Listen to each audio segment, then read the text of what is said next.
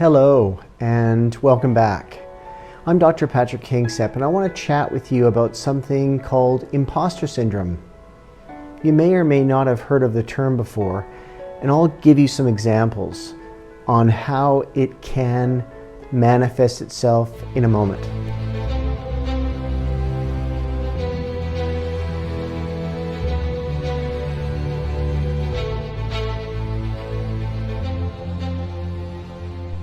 Before we get moving, don't forget to like, if you do, share, and if you haven't already, subscribe to my channel.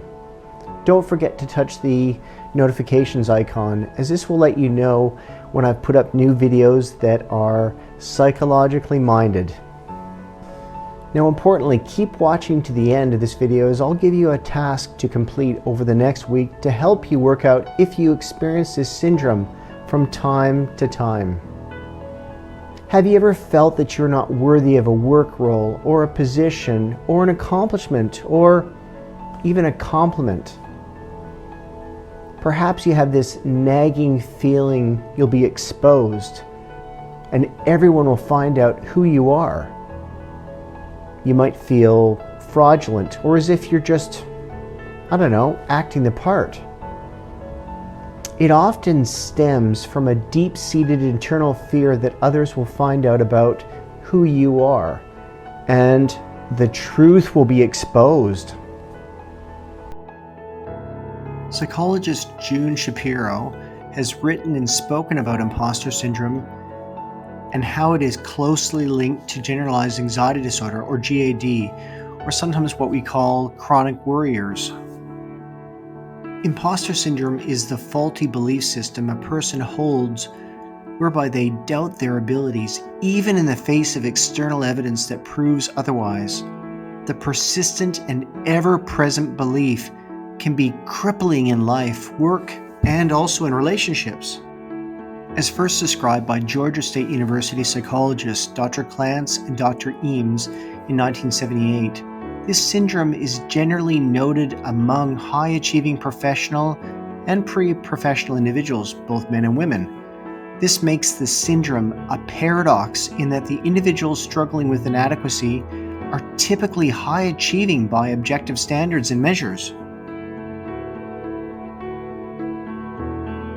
Imposter syndrome can present in many different ways, with the main ways being the expert. This is an individual who judges their worth based upon how much knowledge they possess. There is a continual need to prove their value by highlighting how much information they know. Despite their intellect, there is an internal struggle to feel as though they are not smart enough, making them afraid others will expose them as unknowledgeable. The perfectionist. The imposter syndrome and perfectionism are often linked together. The perfectionist sets very high standards and feels a sense of failure and low self-confidence if not achieved. Self-doubt starts to creep in when perfection is not achieved in any given task. The person will often say things such as, "If you want something done right, you do it yourself." The natural genius. The natural genius believes in order not to be exposed as an imposter, they need to be present with all knowledge and skills themselves. They judge their competence on the speed and ease with which they do things rather than the effort.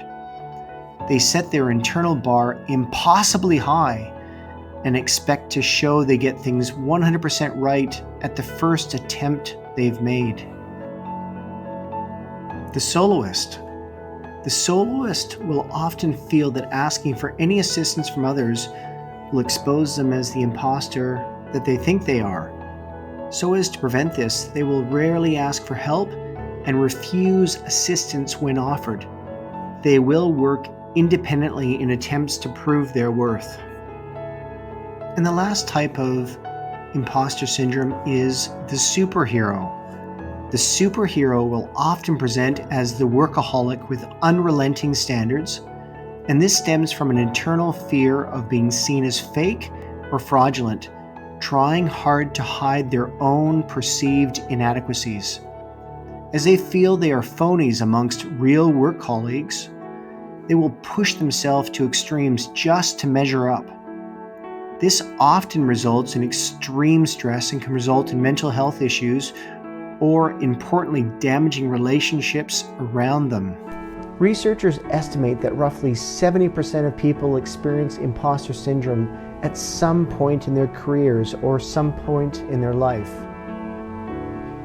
And it tends to be characterized by persistent self-doubt, high anxiety, hence it's linked with what's called generalized anxiety disorder or someone who has chronic worry, increased frustration, and low self-esteem. Some of the main symptoms of imposter syndrome are often feelings of inadequacy accompany the imposter syndrome. That feeling of self-doubt that you are just not enough.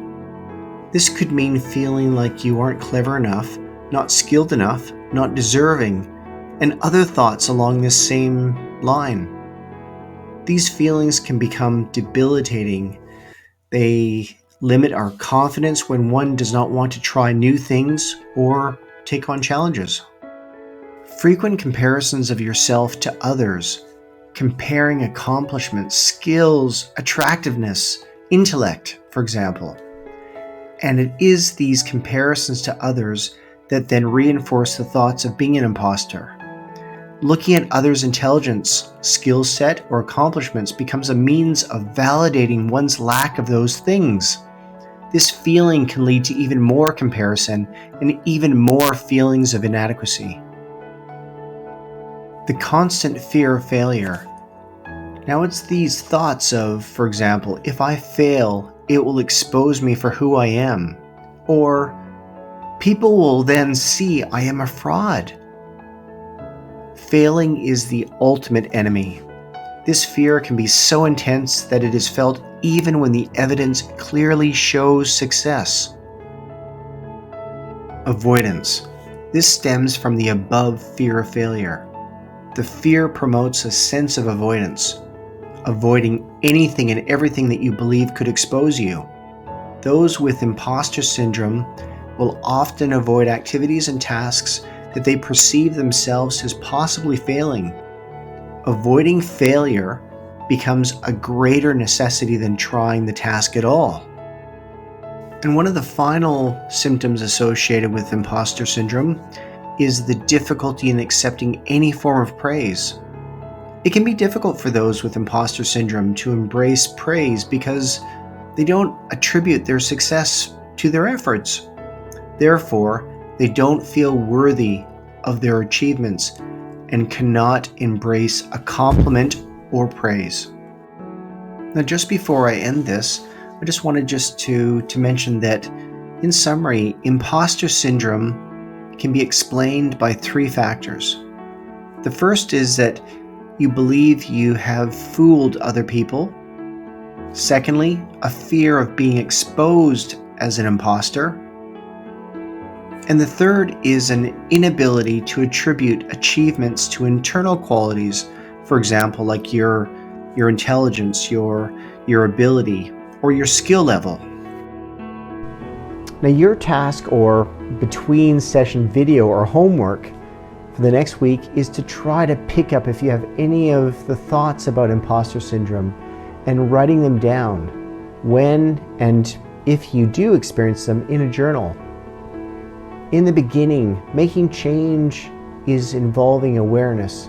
So becoming more aware of if you do experience the kind of thoughts we've discussed in this video is the first step towards change. Now, before I go, please share, and if you haven't already, subscribe to my channel. Don't forget to touch the notifications icon, as this will let you know that I've put up a new video on potentially something you might be interested in. Thanks for watching. Bye for now.